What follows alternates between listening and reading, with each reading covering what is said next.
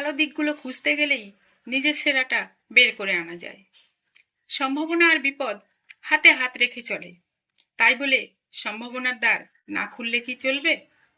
যার নেশা আর পেশা মিলে যায় সে খুব সৌভাগ্যবান। স্বপ্ন দেখতে জানলে জীবনের কাঁটাগুলোও ধরা দেয় গোলাপ হয়ে। নিজের গোপন কথা গোপন রাখার অর্থ হলো নিজেকে নিরাপদ রাখা। অসৎ আনন্দের চেয়ে পবিত্র বেদনা ভালো। একজন বিশ্বস্ত বন্ধু 10,000 আত্মীয়ের সমান। একজন মহৎ ব্যক্তির মহত্ব বোঝা যায় ছোট ব্যক্তিদের সাথে তার ব্যবহার দেখে। অভিজ্ঞতা হলো দুঃখ কষ্টের নির্যাস। কারো উপকার করতে না পারলে দুঃখ করো না, কারো ক্ষতির চিন্তা করো না, তাতেই পরম সুখ।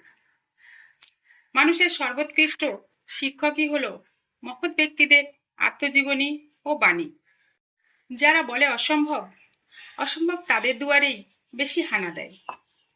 উচ্চাশা যেখানে শেষ হয় সেখান থেকেই শান্তি শুরু হয়। বড় হতে হলে সর্বপ্রথম সময়ের মূল্য।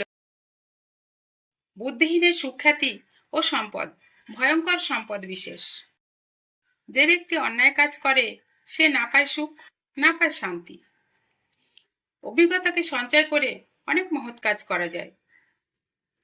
অভিজ্ঞতা দ্বারা লব্ধ জ্ঞান অত্যন্ত মূল্যবান। সত্য কথা বলা এবং সুন্দর করে লেখা অভ্যাসের উপর নির্ভর করে। যারা সবসময় নিজেকে অসুস্থ ভাবে তারা আজীবন অসুস্থই থাকে। একটি সুন্দর মুখের চেয়ে একটি অসুন্দর মুখের মধুর কথা অধিকতর সুন্দর। পা পিছলে পড়ে যাওয়া লজ্জার কথা নয়, বরং যথাসময়ে উঠে না দাঁড়ানোই লজ্জার ব্যাপার।